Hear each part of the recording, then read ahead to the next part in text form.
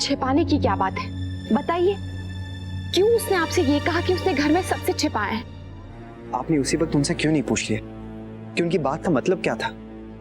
मेरे पूछने पे क्या वो मुझे बता देती? और वैसे भी क्या पता मैं पूछती तो मुझे ये पता चलता कि आप मुझसे क्या क्या छिपा रहे हैं। आप कैसी बातें कर रही हैं?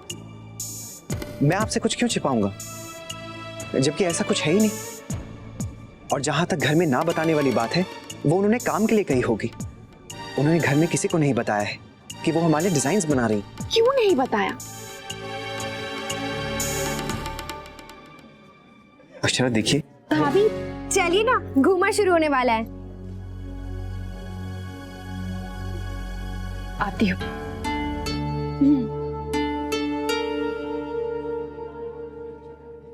अक्षरा देखिए, हम इस बारे में आराम से बैठकर बात करेंगे कि उन्होंने घर में किसी को क्यों नहीं बताया। मैं आपकी सारी गलतफहमियां दूर कर दूंगा। आप बस मुझ पर भरोसा रखिए। मैं आपसे चलिए ना, चलिए।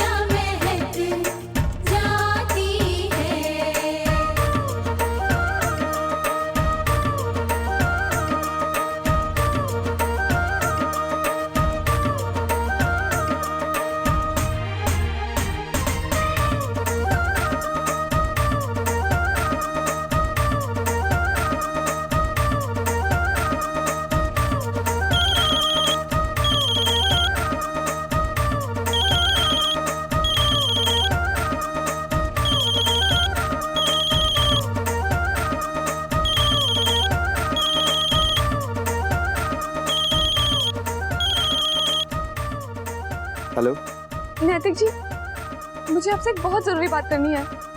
जी कहिए। वो मैंने आपको जो डिजाइन्स का कोरियर भेजा है, प्लीज आप उसे मत खोलिएगा।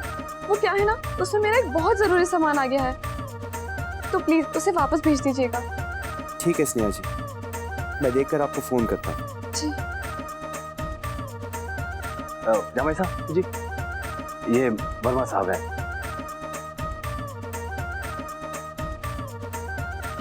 क्या है ये? ये मैनेजर ने ऑफिस से कोरियर भेजा है नैतिक जी के लिए। जमाइसा के लिए? हाँ।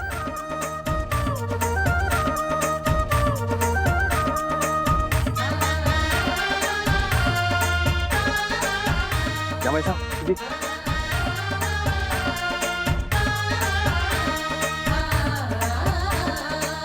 जमाइसा तो सबके साथ खड़े हैं, कैसे गए?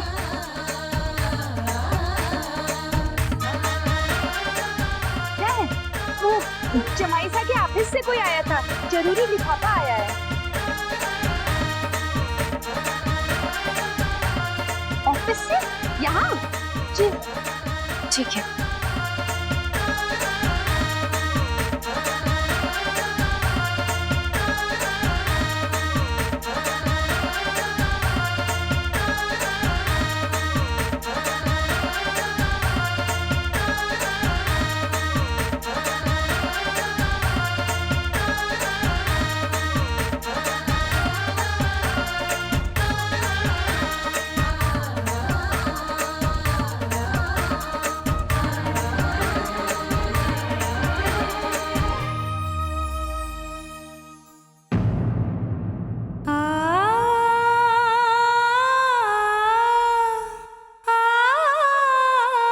अक्षरा, आपने इसे खोल क्यों दिया?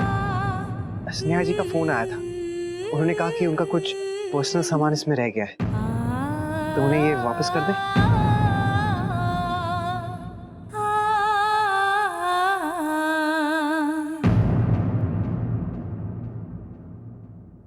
पर्सनल आपके।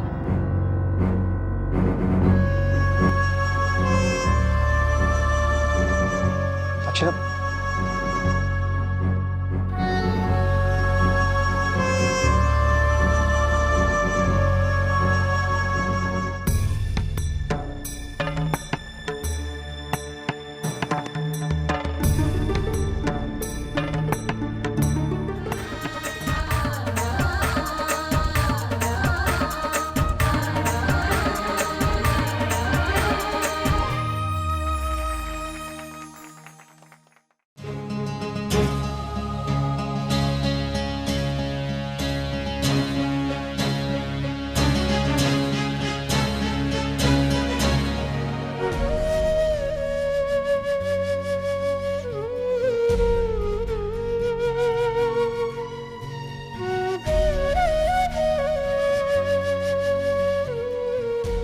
अक्षरा देखिए, मुझे आपसे ये उम्मीद नहीं थी। आखिर आप चाहते क्या हैं? बताइए, क्या चल रहा है स्नेहा और आपके बीच में? आज आपको मुझे सारी सच्चाई बतानी पड़ेगी। अक्षरा जैसा आप सोच रही हैं ऐसा कुछ भी नहीं। कैसे भरोसा करूं मैं आपका? उन्होंने आपको फोन किया और जो भी फोन पर कहा वो मैंने अपने कानों से सुना है, और आज जो कार्ड में लिखा है वो भी मैंने अपनी आंखों से देखा।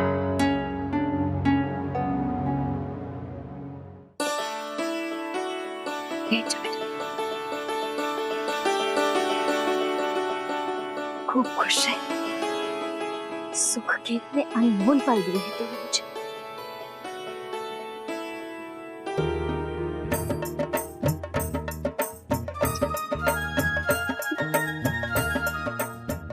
जेठानी, एक अनमोल चीज तो मैं भी भूल गई।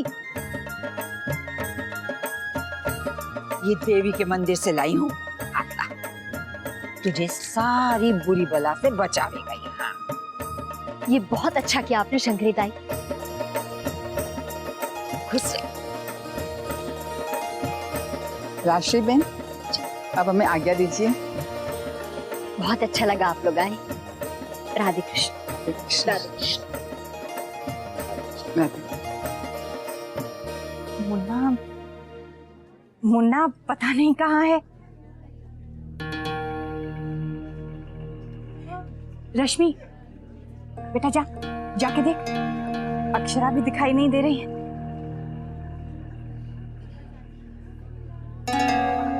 माँ अभी तो यहीं थे, पता नहीं कहाँ चले गए। मैं देखती हूँ। रश्मि बेटा तू रुके, मैं देख कर आती हूँ।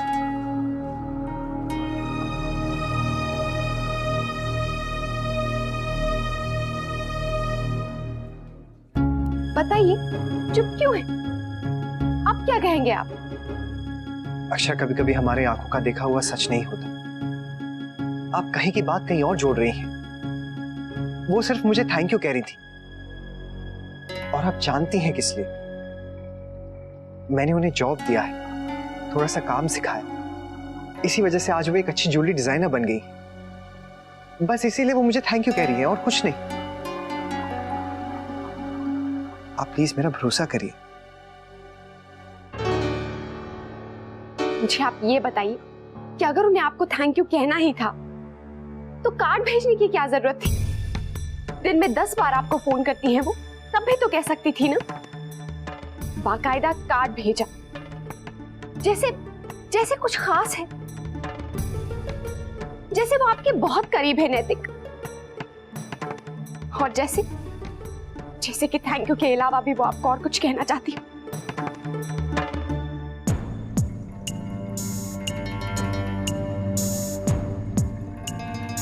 लेकिन अक्षरा, उन्होंने खुद मुझसे वो कुरियर खोलने से मना किया था। क्यों?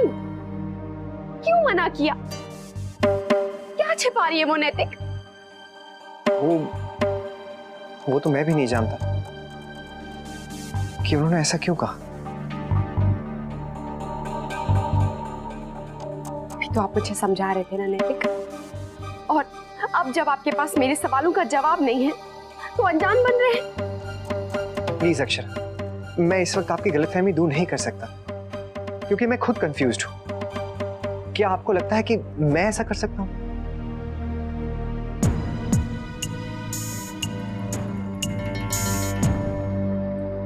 नैतिक,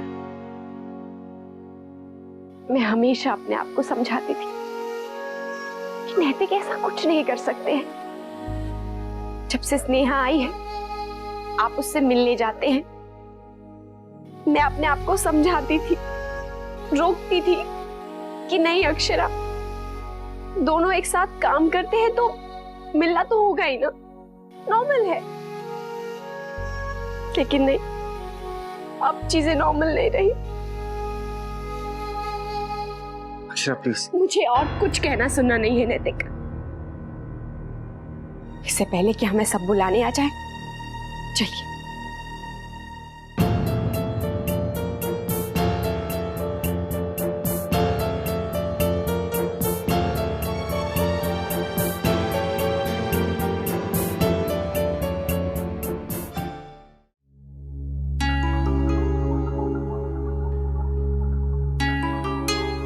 क्या बात है जमाई साहब, कुछ परेशान लग रहे हैं?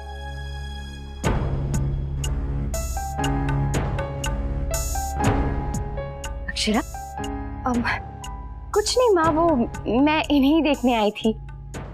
ये फोन पे बात करने यहाँ आ गए। ऑफिस से फोन था ना, इसलिए यहाँ बात करने आ गए। वहाँ बहुत शोर शराबा है। अब चलिए नैतिक। मैं यहाँ आई तो मेरे पीछे पीछे माँ भी आ गई। अब पता चला कि पूरा घर यहीं पर आ गया। चलिए। चलो बेटा, सब इंतजार कर रहे हैं। जी।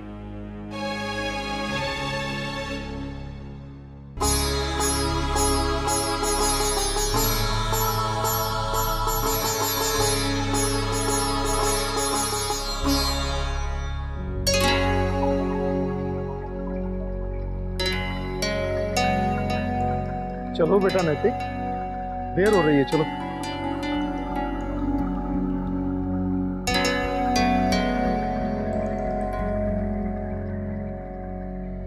जी बाबूजी, मैं गाड़ी निकालता हूँ, आप लोग बाहर आ जाइए।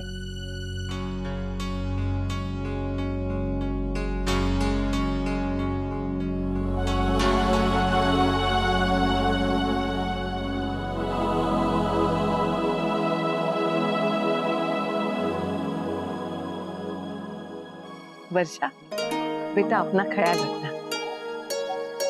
हाँ बेटा, अब जितना आराम कर सकती हो कर लो, बाद में बिल्कुल आराम नहीं मिलेगा। गायत्री जी, आप औरतों की बातें कभी खत्म होती ही नहीं। अरे बाद में बात करने के लिए कुछ बातें बचा लो अभी। चलें? जी आइए। चलते हैं।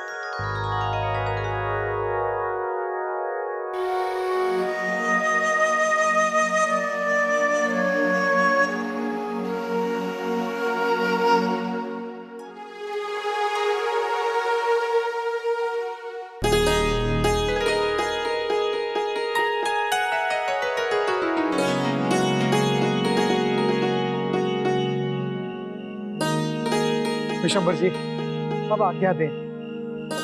राधे कृष्ण। भाभी, आपका मन हो तो आप भी हमारे साथ चल सकती हैं। अरे नहीं नहीं, उसे थोड़े दिन मायके में रुक जाने दो, कहाँ मौका मिल पाता है बार बार।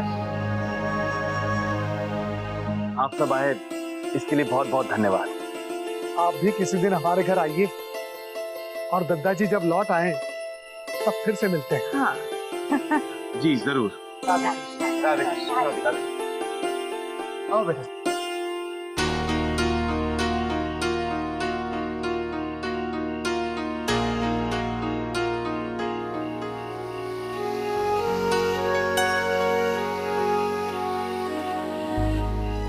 अपना जरूरी सामान तो लेते जाइए, आपका पर्सनल लेटर।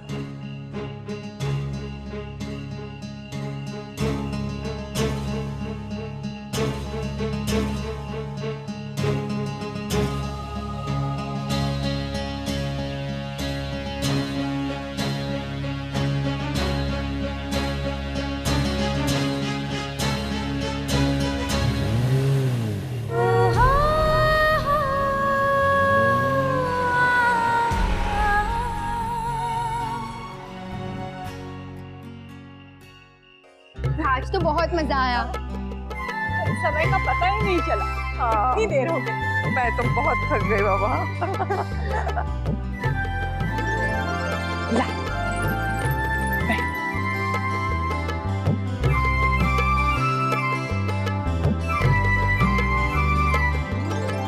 कल सुबह के फलाहार की तैयारी कर लेना।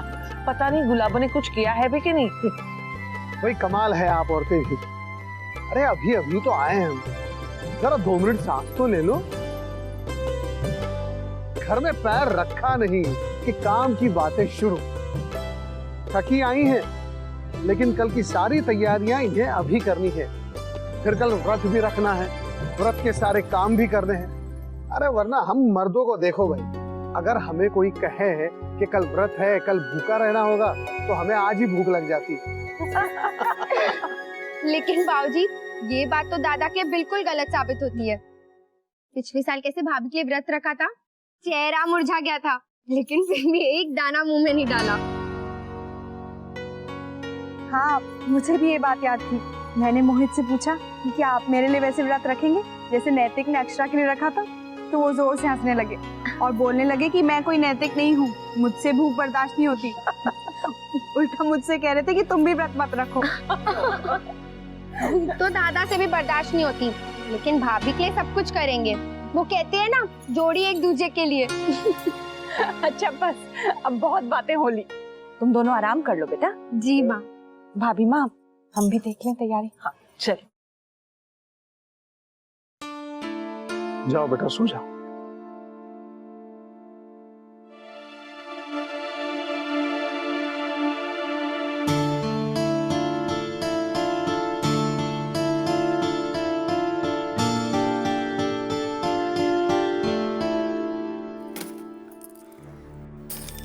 अक्षरा, क्या हुआ? तू इतना गुस्सा क्यों हो रही है? एक थैंक यू कार्ड ही तो भेजा है। डियर नैतिक लिखा है उसने। तू ही बता वर्षा, क्या मैं और तू कभी किसी को ऐसे पर्सनल कार्ड भेजेंगे? कोई रिश्ता न रिश्तेदारी, फिर क्यों भेजा? वो अच्छे दोस्त भी तो हो सकते हैं ना, और दोस्ती में डियर फ्रेंड तो लिख ही सकते हैं ना। और फिर उसमें ऐसा लिखा ही क्या है पगली? वर्षा, तू मुझे मत समझा, और ना ही मैं समझने वाली हूँ। मुझे नहीं पता इस सबसे मुझे कितना दुख पहुंचा है। क्या उन्हें मेरी जरा सी भी फिक्र है? खुद तो बड़े मजे से जाकर सो गए होंगे, और मैं और सुन, तू भी उनकी तरफदारी करना बंद कर।